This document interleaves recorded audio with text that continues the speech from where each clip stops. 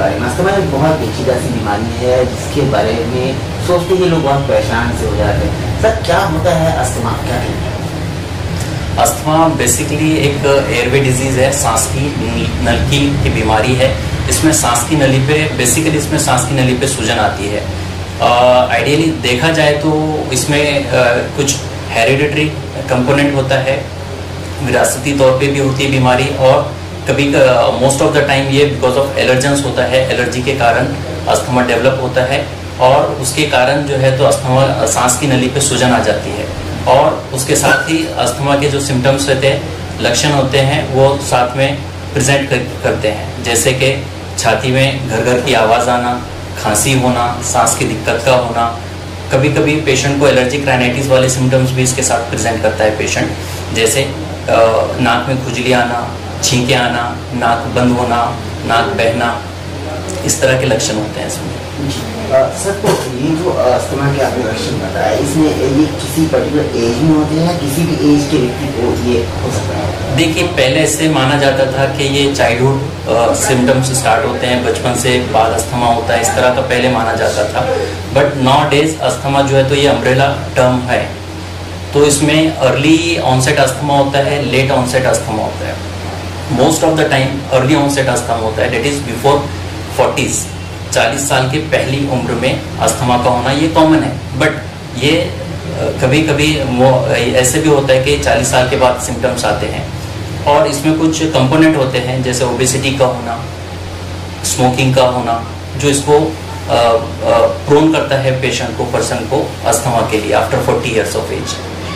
इसके सिम्टम्स बहुत हद तक सर्दी की तरह के हैं, जब सर्दी होती है तो भी इसी तरह के सिम्टम्स पाए जाते हैं। तो किस तरह हम पहचानेंगे कि ये अस्थमा है, किस तरह इसको डायग्नोज करेंगे, क्या करेंगे? राइट, देखिए जैसे मैंने आपको अभी बताया हूँ कि 40% ऑफ एलर्जिक राइनाइटिस के पेशेंट्स जो है तो प्रोन होते हैं एलर्जिक अस्थमा डेवलप होने के लिए। तो जो भी पेशेंट के अंदर रिकरेंट स्नीजिंग होना, छींके आना, नाक नेजल कंजेशंस होना, इस तरह के सिम्टम्स रहते हैं, और साथ में परसिस्टेंट कफ रहता है, तो ऐसे कंडीशन के अंदर ये जो पेशेंट्स होते हैं, पर्सन होते हैं, ये प्रोन होते हैं एलर्जिक अस्थमा डेवलप होने के लिए।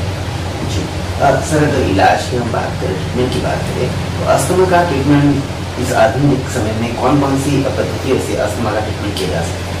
देखिए, अगर हम फर्स्ट ऑफ ऑल मीन्स अगर देखा जाए, अस्थमा का बेस्ट ट्रीटमेंट जो है वो इनहेलर है। Inhaler is the best medicine for asthma. और उसके अलावा जो दवाई होती है वो कुछ ओरल फॉर्म में होती है, कुछ इनहेल्ड फॉर्म में होती है, जैसा कि मैंने बताया हूँ आपको, इनहेलर्स होते हैं।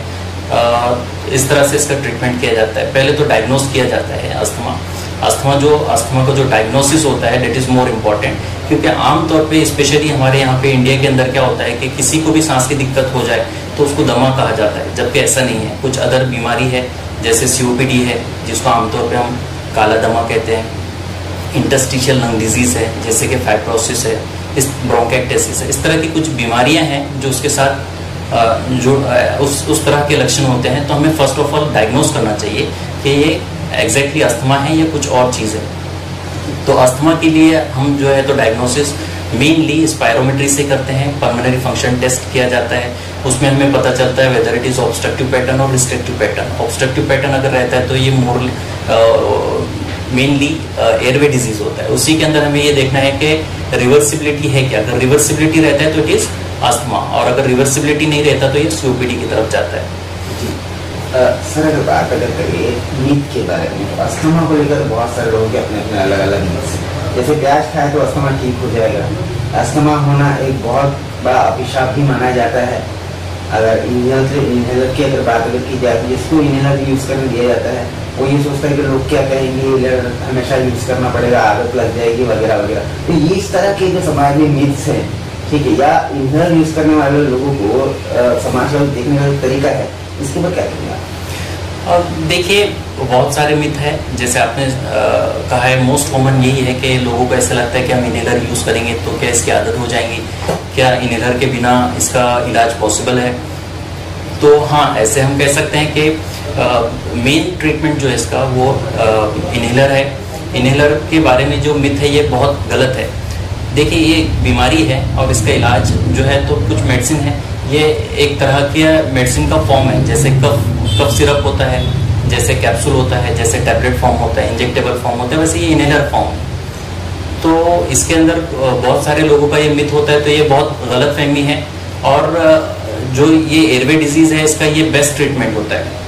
इसमें अगर आप देखते हो इनहेलर पे जो मेडिसिन लिखा हुआ रहता है ये माइक्रोग्राम में होता है, बहुत कम मेडिसिन होता है और ये डायरेक्टली एयरवे पे असर करता है।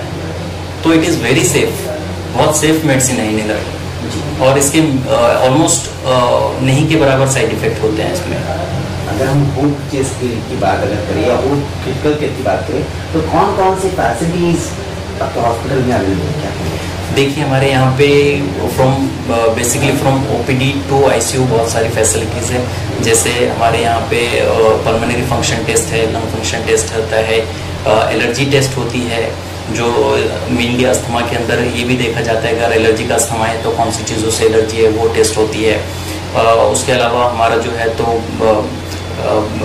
जनरल वार्ड है, स्पेशल वार्ड है, आईसीयू है।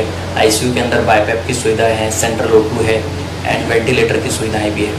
जी, अगर किसी को छाती रोग से संबंधित किसी भी व्याधि के लिए आपसे संपर्क करना है या आपसे परामर्श लेना है तो किस तरह आपसे संपर्क कर सकते हैं? देखिए, हमारा ब्रॉडली हम जो है तो ऑलमोस्ट 24 आवर्स अवेलेबल है। हमारा जो पता है ओपीडी का होप चेस्ट क्लिनिक, दीपक चौक, हनुमान बस्ती, ये एड्रेस है। ये ऑलमोस्ट 24 आवर्स ओपन होता है और कभी भी आप जो है तो हमसे कंसल्ट कर सकते हैं। नीचे दिए गए नंबर पर संपर्क कर सकते हैं।